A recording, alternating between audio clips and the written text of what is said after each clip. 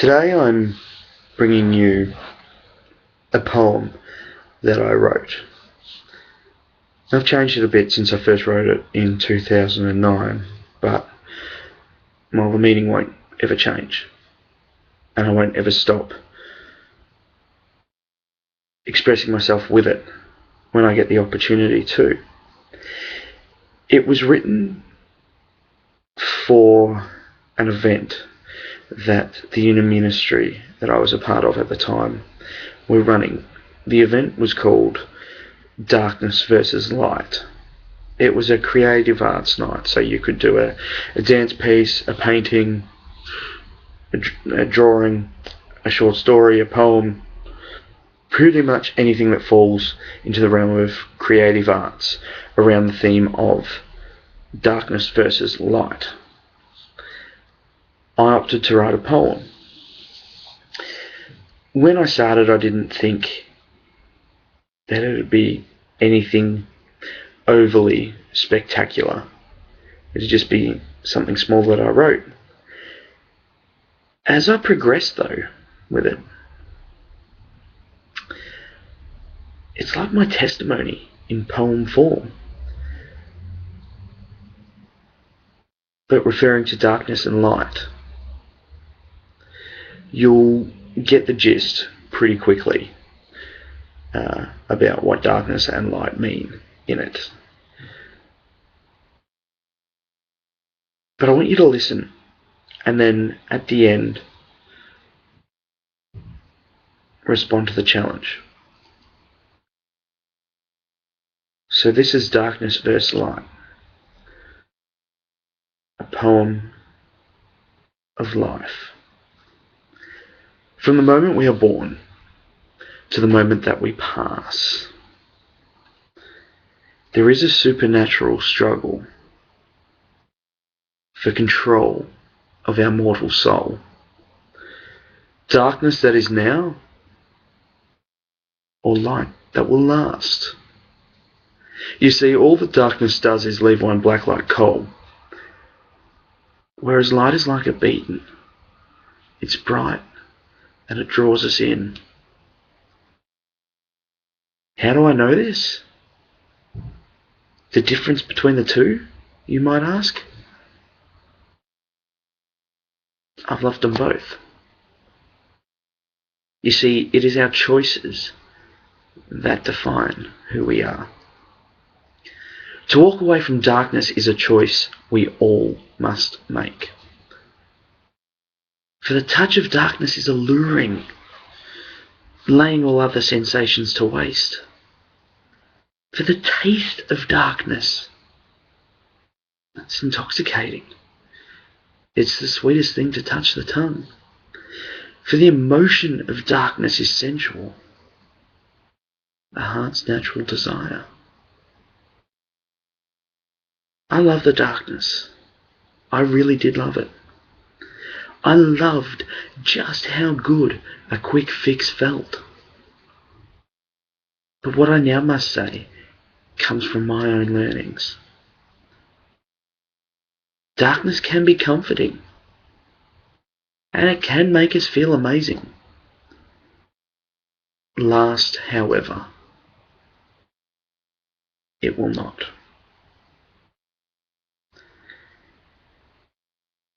For darkness is naught but temporary, and the deeds of darkness are evil,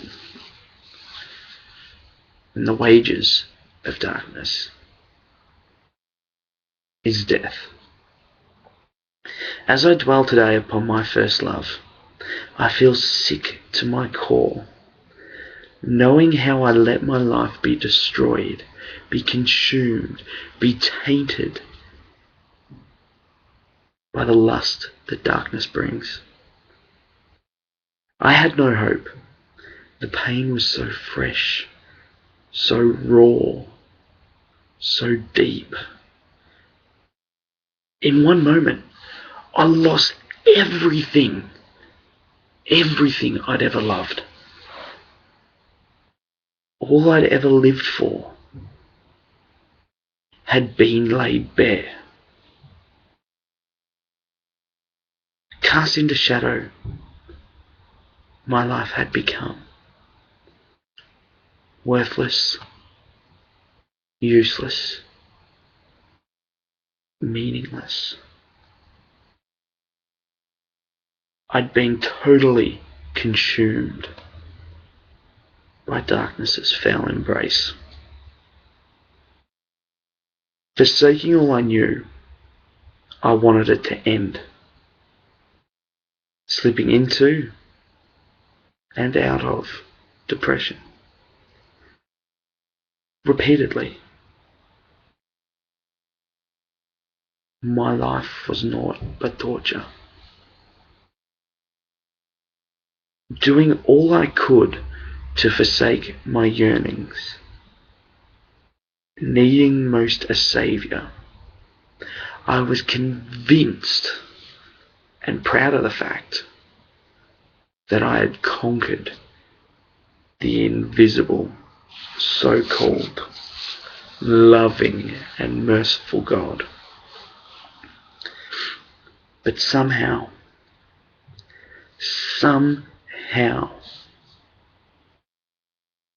the light found me. You see, into the world, the light has come, a living sacrifice for all to share. Beaten, broken, shattered, silent. Yet light won the war. I fought and I fought and I fought, rebelling against light's offer. I didn't want to lose my freedom, my independence, or my strength. If I did accept, I had no control. If I did accept, I couldn't do what I wanted. And doing things my way felt so much better. Yet the more I fought, the closer the light drew me. The more I was dead to move away, the less I could resist. And there was the moment. Transfixed I stood.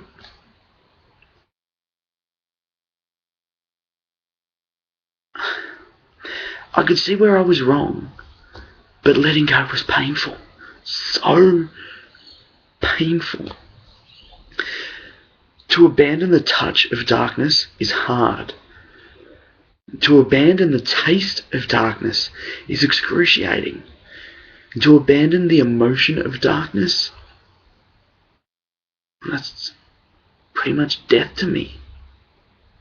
And to give in would show childlike dependence. To keep fighting would show complete foolishness. In the end, there could be nothing but acceptance. And now, the light has set me free, has made me a rebel with a cause. It has been many things that darkness can scarcely imagine. Most importantly, though, that light, it suffered and died for me. And not just any death, but humiliated on a cross. And in doing so, freeing me from the chains of darkness. Rising again, the light has brought hope. Hope that one day, darkness will be destroyed. You see, darkness cannot win or endure, as the light will always shine through. For the touch of light is soothing, replenishing the soul. For the taste of light is guiding, revealing the path to be. For the emotional light is spiritual, it lasts beyond this life. For the touch of light is redemption, bringing peace to a broken soul. For the taste of light is reconciliation, cleansing the tongue from darkness's taint. And for the emotion of light is salvation, purifying darkened hearts. And now the battle lines are drawn. Darkness versus light. One will win, one will lose. The darkness is condemned, and Jesus, the light, is glorified. It is our choices that define who we are. So to all I do ask, which side do you choose?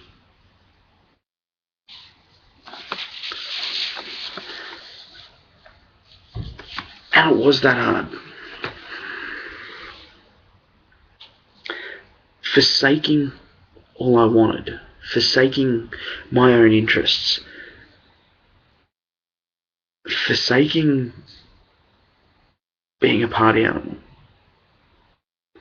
sleeping around,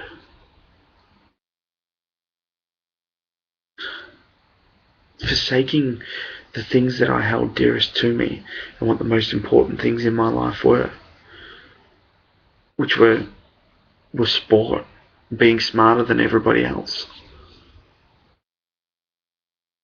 Forsaking all of that was so hard. Do I have my moments where I put sport above everything else? Of course I do. Do I have my moments of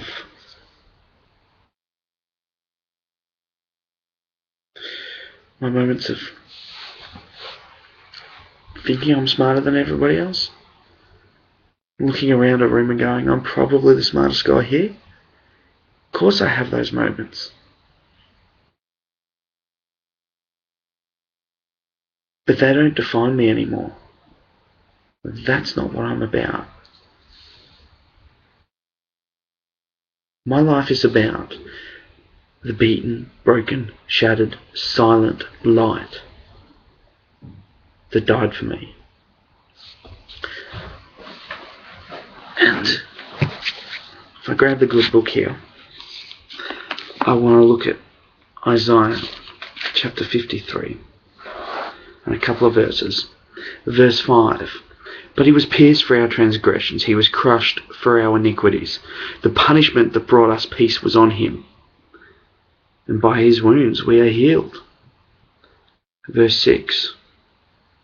We all, like sheep, have gone astray.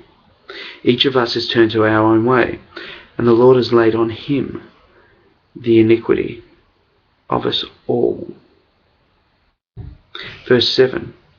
He was oppressed and afflicted, yet did not open his mouth. He was led like a lamb to the slaughter, and as a sheep before its shearers is silent, so he did not open his mouth.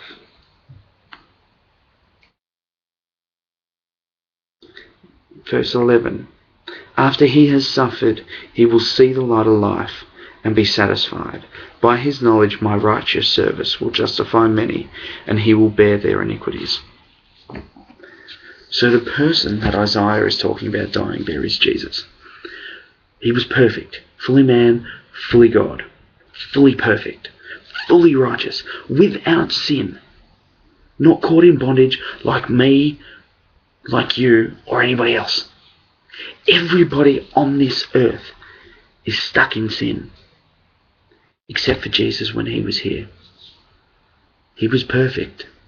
He was God. He is God.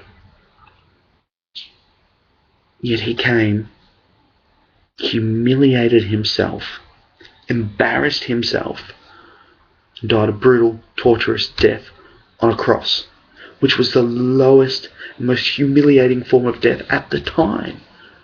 And he did that for all of us. He did that to draw us closer to him. He did that because he loves us. He redeems us. He gives us a free and new life. So, which side do you choose?